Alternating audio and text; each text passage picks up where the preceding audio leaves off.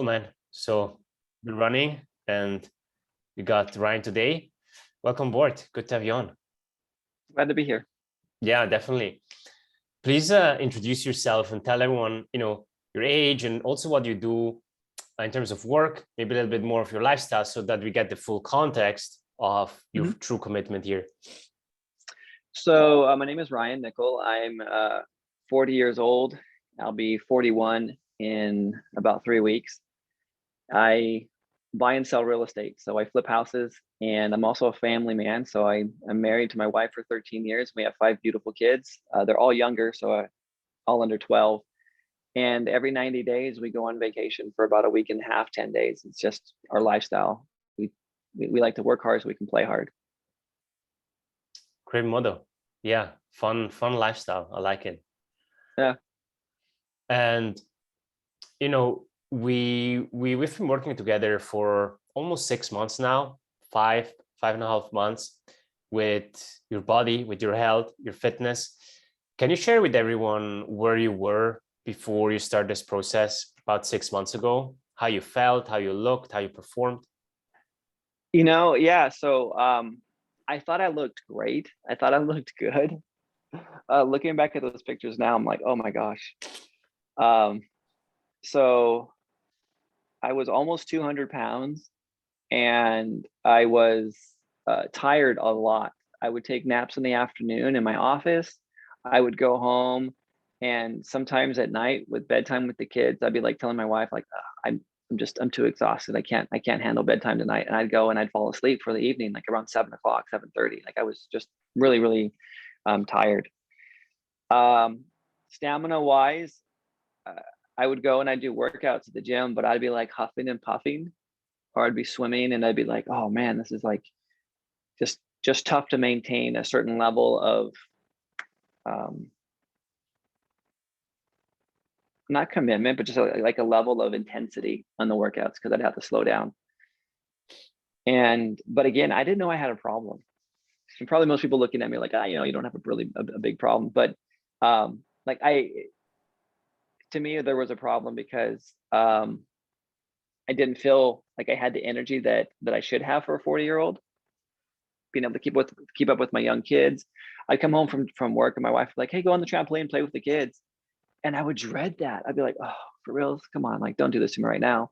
And so I would go and I'd jump on the trampoline, and like within 5 minutes, I'd be like out of breath. I'm like, okay, guys, daddy's done. They're like, no, no. And the kids be all upset because I have to get off. And they're like, no, dad, stay. And I'm like, guys, I'm done. I can barely even like hold my breath here. And I don't want them to see me weak as a father. And so for me, I was like, oh, this is it. But what really, really did it for me was we went to Hawaii, and there was I'm a kind of an adventurous person. I like to jump off cliffs and stuff like that. And so I had my wife film me. I'm like, film me jumping off this cliff. And when I jumped off this cliff, I had never seen myself jump off a cliff before. I always just have pictures from the front of them like watching me jump off. And this is because it's the end. It's called the end of the world. I'm jumping out into the ocean, and there's there's nothing there. Like you can't stand on the opposite side. So I see myself from behind jumping off. And as I'm jumping, I see that my stomach is hanging over my swimsuit. And that was the first time that I ever realized that, like, I'm like, holy crap, I actually have a gut. And I was so embarrassed. I didn't want her to post that picture. I'm like, don't post this. I don't want people to know that I have a gut. And I was oblivious to it because I would suck it in. I'd walk around, try to, look attractive to people and suck it in my gut whenever I was at work or at the pool or something like that. And that's what really triggered something in my mind, that there was something that I needed to do to change my actual physical body, the way it looked. Man, that's a powerful story and a very strong reason to change. Yeah. With the picture, the video, especially combined with that memory or that experience, now all the beautiful things there get almost attached to just one moment where it pulls it down. Yeah, when was that? That was February, right before COVID, February 2020. Okay. And so at that point, I'm like, okay, I'm going to work on this. And then COVID hit. I'm like, oh, I have all the time in the world to work on this. Yeah, that didn't happen. And so I made a goal by my birthday, by my 40th birthday, I wanted to have 6-pack abs. And that birthday came and went. And I think I gained even more weight. And then we rolled around here, and you reached out to me And I'm like, man, what I'm doing is not working. Let's give this a go. When you Here we are. say, yeah, when you say what you're doing is not working, what was that? So I have been a CrossFit person for a long time. So I did CrossFit every single day, Monday through Friday. So 5 days a week. But what I didn't know, so sometimes you don't know what you don't know. So for me, it was, I got to work out harder. I got to go harder, harder, harder, harder. And that's, if I go harder, I can beat this. I can out exercise my fatness. And that was like the process that I had. And what it really was is, no, I have a nutrition problem. It wasn't until I started working with you that I started tracking my calories that I realized, I'm like, oh my gosh, I had no idea how much food I was eating in a daily basis, like how much calories. It would have been impossible. I mean, it is impossible now that I look at it, to think that I was going to out exercise my poor eating habits to get rid of the fat. It was just not going to happen. And that's when I realized that's what changed for me, was tracking my food and actually learning about food, like macro carb, like the carbs, the fats, the proteins, like understanding macronutrition in a way that I never ever understood before was a game changer for me. Like that helped me to, one, visualize what it is that I'm doing to my body every single day. And I remember the day that I started, I knew I was going to start with you on a Monday. And so that Saturday I went out with my wife and I wanted to have everything exactly how I used to always do it. We went out to breakfast, had a huge old breakfast, had a big lunch that night, went out to a buffet at dinner, and I had close to like 3,900 calories. Wow. And I was like, oh my gosh. Like when I tracked it, because I knew what I was going to go into on Monday, I'm like, okay, I'm going to start at this number. And I'm like way up here. Like to me, it was like, that was the moment that triggered for me that, like, okay, if I want this to work, I have to be below this number every single day. And that was where the consistency came, because I had that evening with my wife where we went out to eat, and I was like blown away by how much over I was. And that was a normal day for me. And then to compound that, like week in, week out, month in, month out, over 8 years, no wonder I was looking the way that I was. Like I wasn't morbidly obese or anything like that, but I was definitely not my ideal self.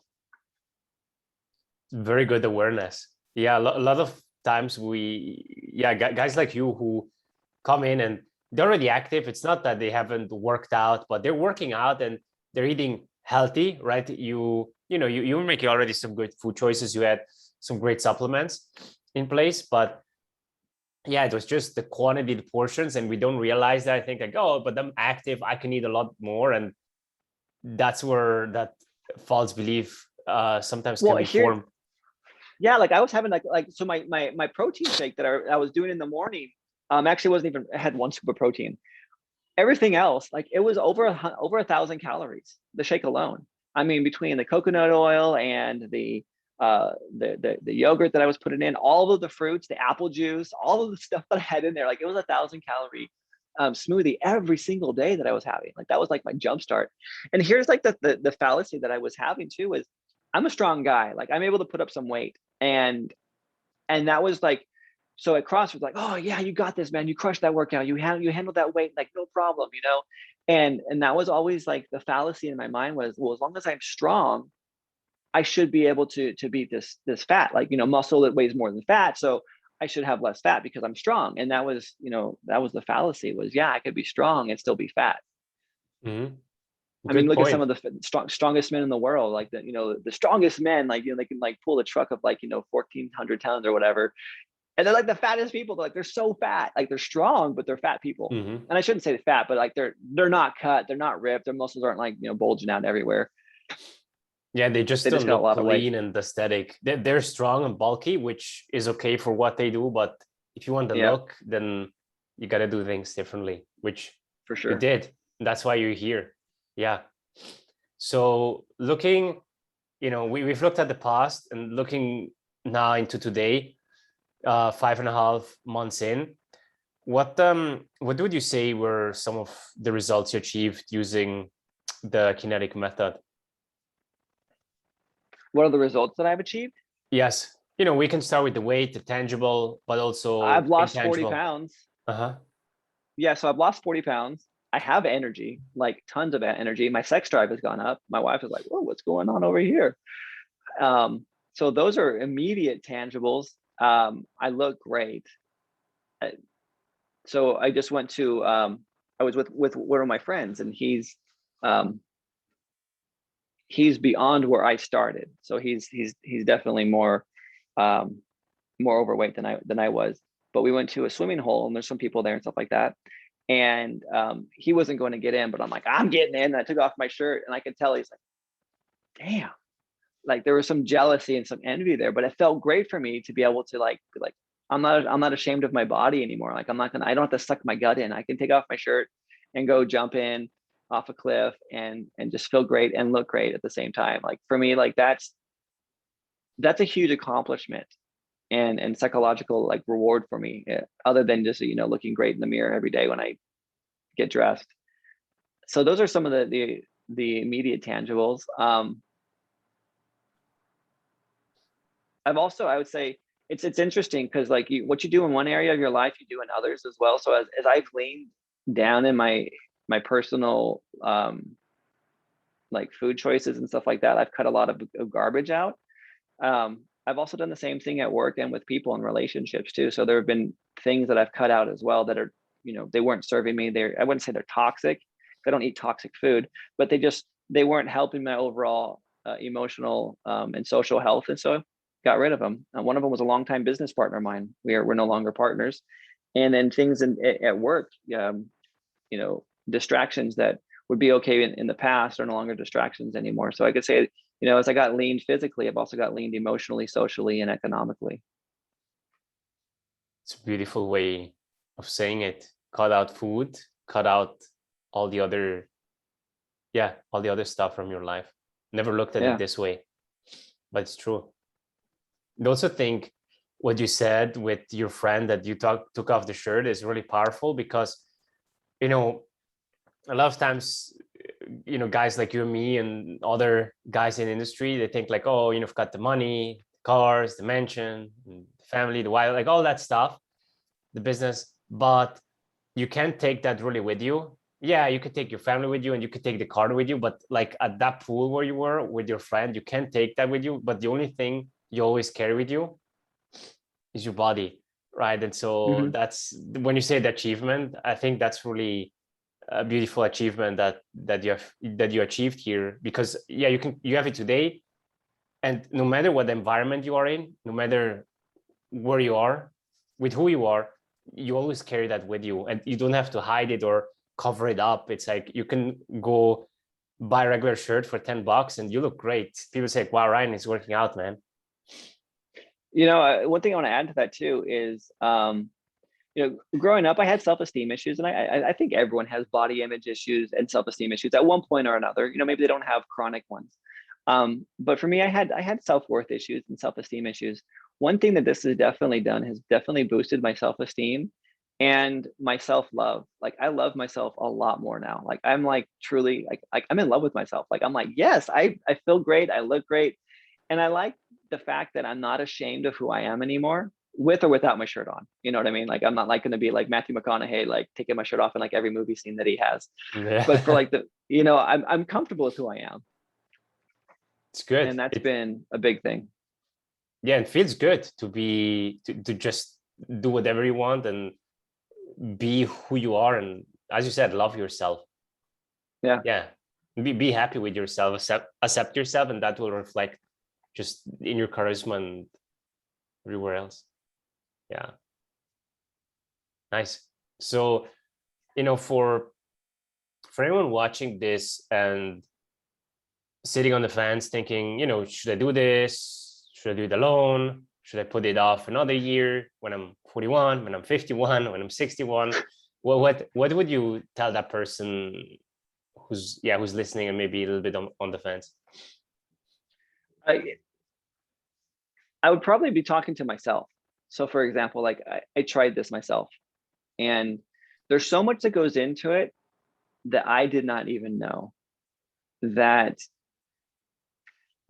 changed my perception of of what it takes to get to where I wanted to go. So like if you're thinking you can do this yourself, why haven't you already? The reality is you don't know how.